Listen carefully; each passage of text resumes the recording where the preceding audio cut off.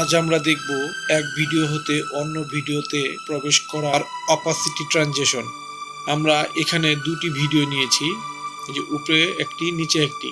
তো আমরা এই উপরের ভিডিওটা সম্পূর্ণ ঢেকে দেব। আমরা এই উপরের ভিডিও ট্রানজিশন করব, অপাসিটি ট্রানজিশন। তো আমরা এখানে প্লে হেডটা রেখে উপরের ভিডিওটি সিলেক্ট করে আমরা প্রথমেই চলে যাব ইফেক্ট কন্ট্রোলে। এখন আমরা এখানে এই যে অপাসিটি অপশন রয়েছে, অপাসিটির নিচে এই যে ঘড়ির সাইনটি রয়েছে, ঘড়ির সাইনে ক্লিক করব। আমরা কি ফ্রেম তৈরি করব। উপরের এই ভিডিওটি সিলেক্ট থাকা অবস্থাতেই আমরা কি ফ্রেম 0 করে দেব কিবোর্ড থেকে। প্লে হেডটি আমরা একটু সামনে এগিয়ে নেব, নেওয়ার পর আমরা এই অপাসিটি অপশনে এসে আবার এটাকে 100 করে দেব। প্লে করি, তাহলে আমরা দেখতে পাবো ট্রানজিশনটি কেমন হয়েছে।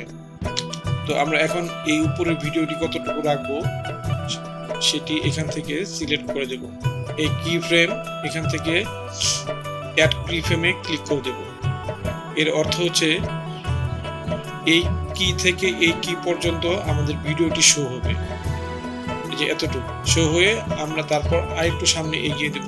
আমরা আবার অপাসিটি 0 করে দেব। দেওয়ার পর আমাদের এখানে আরেকটি কি ফ্রেম তৈরি হয়েছে। এখন যদি আমরা প্রথম থেকে প্লে করি এবং এই ভিডিও এখান থেকে এতটুকু দেখার পর আবার অপাসিটির মাধ্যমে চেঞ্জ হয়ে যাবে।